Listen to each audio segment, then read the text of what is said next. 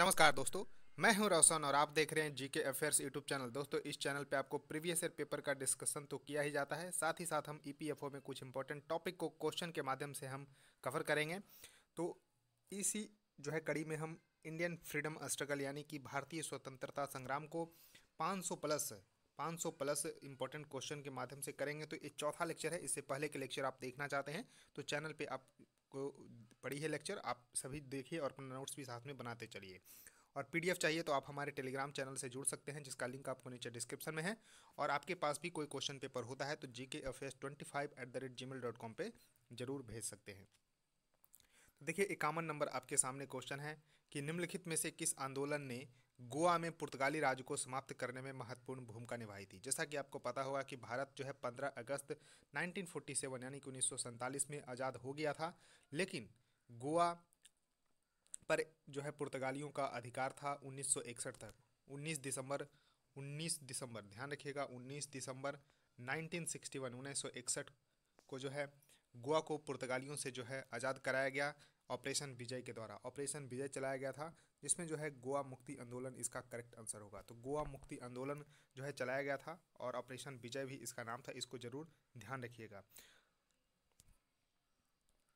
अब देखिए, next question है कि 1600 ईस्वी में भारत में व्यापार चौकियों की स्थापना करने के लिए ईस्ट इंडिया कंपनी को अधिकार दिया गया। तो इसको ध्यान रखिएगा कि 1600 ईस्वी में भारत में व्यापार चौकियों की स्थापना करने के लिए किसने जो है ईस्ट इंडिया कंपनी को अधिकार दिया था। तो दिए थे महारानी एलिजाबेथ फर्स्ट। तो इसको ध्यान रखिएगा, महारानी एलिजाबेथ फर्स्ट ने जो है यहाँ पर आपको ध्यान रखना है कि अधिकार दिया था ईस्ट इंडिया कंपनी को। क्वेश्चन है कि पुर्तगाली व्यापारी गोवा की भूमि पर पहली बार किस सदी में आए थे।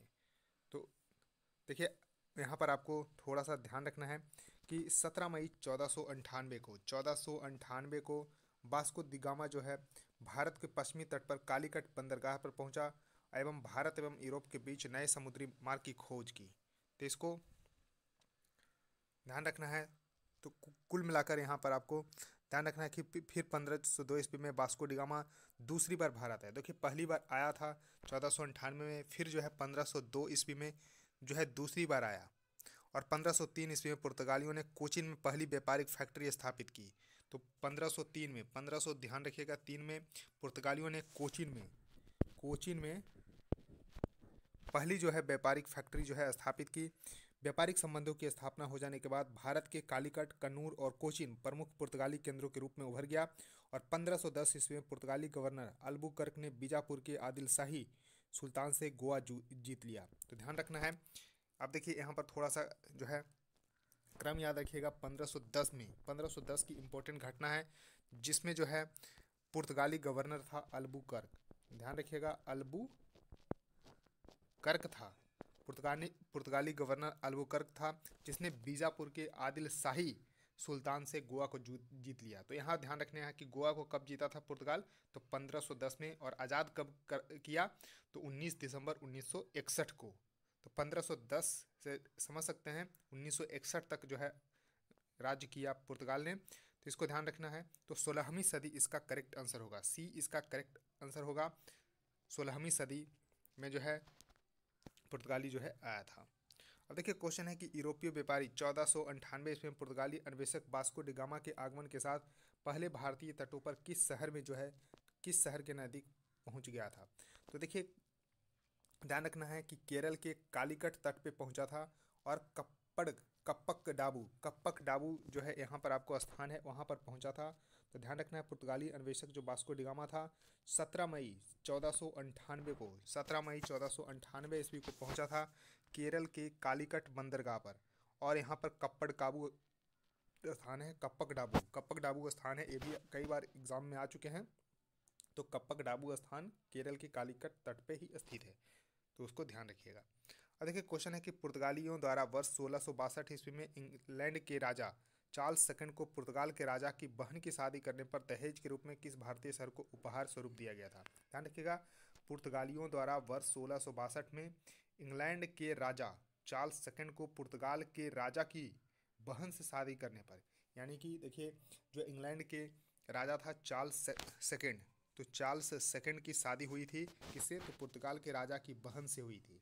और इस स्वरूप जो है पुर्तगाल ने मुंबई को जो है यहाँ पर दहेज के रूप में दिया था। तो करेक्ट आंसर होगा ए, मुंबई को जो है दहेज के रूप में दिया था। इसको जरूर ध्यान रखना है। अब देखिए मुंबई 7 द्वीपों का एक समूह है। मुंबई क्या है, 7 द्वीपों का एक समूह है, जिसे 1534 ईस्वी में पुर्तगालियों ने गोवा के बहादुर शाह से छीन लिया था। कब, तो 1534 में छीन लिया था।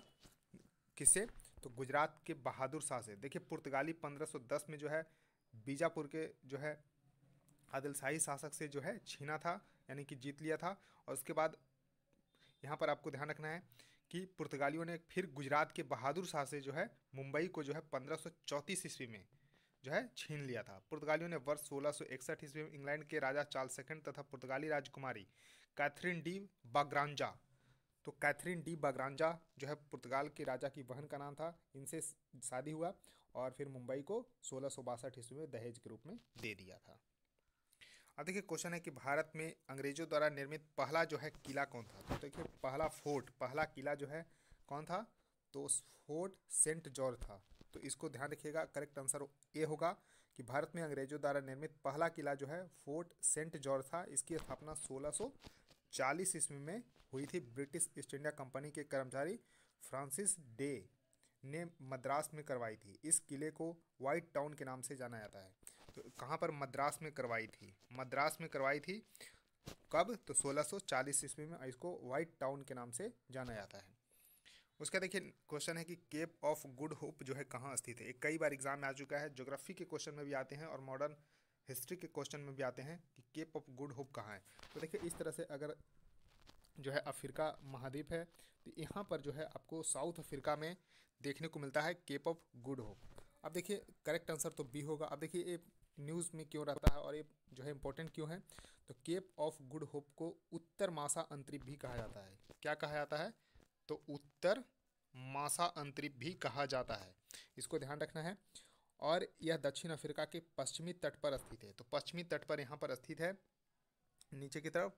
और पुर्तगाली यात्री वास्को डिगामा जो है उत्तर मासा अंतरिप होकर ही भारत आया था। तो भारत इसी रास्ते से आया था इस तरह से, क्योंकि उस समय जो है सुएज कैनाल नहीं था।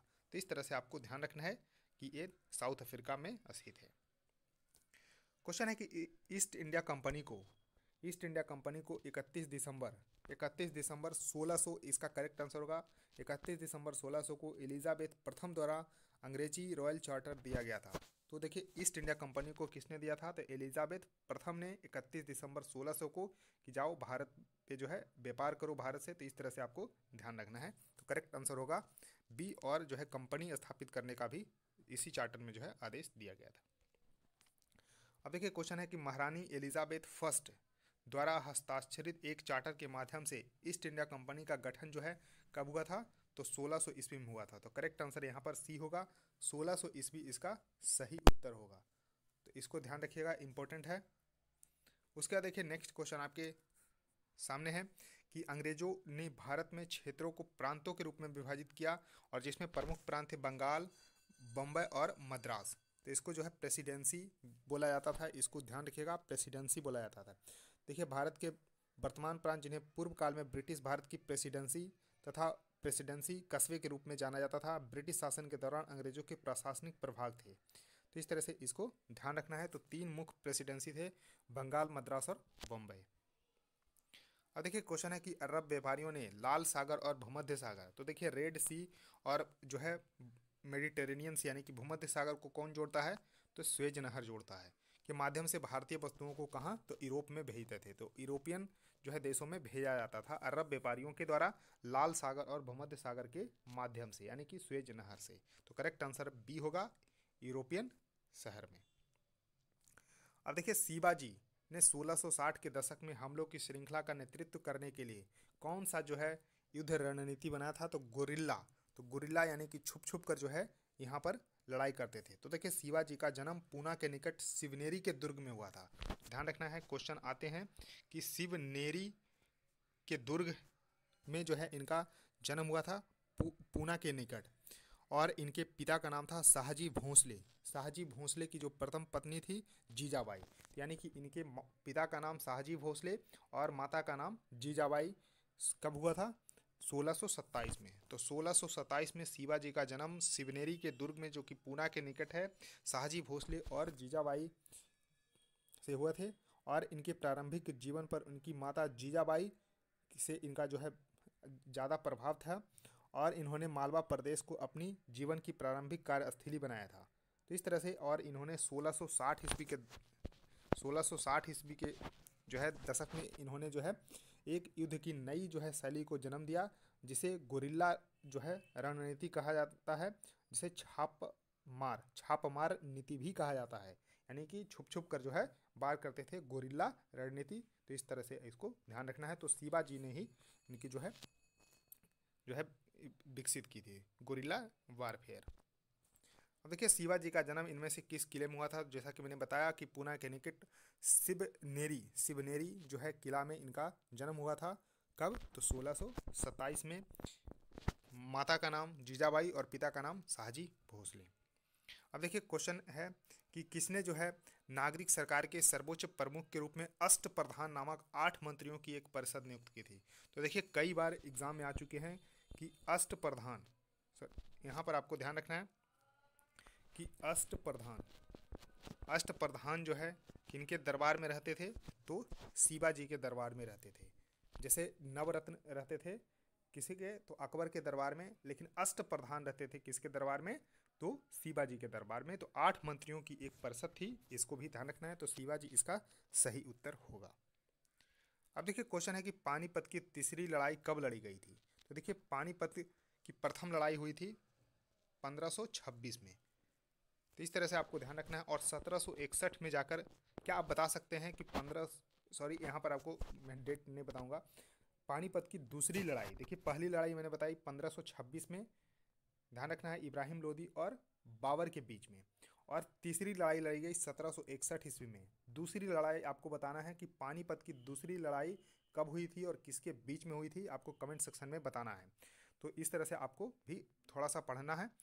तो देखिए पानीपत की तीसरी लड़ाई लड़ी गई थी 1761 ईस्वी में और अहमद शाह अब्दाली और मराठों के बीच में हुआ था। अहमद शाह अब्दाली और मराठों के बीच में हुआ था। इस युद्ध में मराठा का सेनापति सदाशिव राव भाऊ था और इस युद्ध में अहमद शाह अब्दाली विजयी हुआ था, यानी कि मराठों की हार हो गई थी इस युद्ध में। तो इस तरह से ध्यान रखना है कि पानीपत की तीसरी लड़ाई 1761 ईस्वी में हुई थी।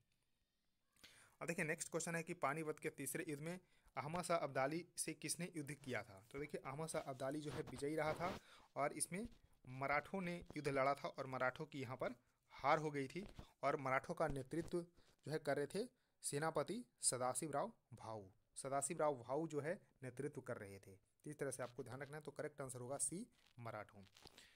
तो दोस्तों इस वीडियो में इतना ही रखता हूँ। इसी तरह से देखिए ये श्रृंखला चलती रहेगी। 500 प्लस क्वेश्चन डिस्कस करेंगे, बस आपको ध्यान से देखना है और अपना नोट्स भी साथ में बनाते चलना है। वीडियो को लाइक करिए, शेयर कर दीजिए और चैनल को सब्सक्राइब करके बेल आइकन को प्रेस रखिए। सो थैंक यू दोस्तों, इस वीडियो में इतना ही। धन्यवाद।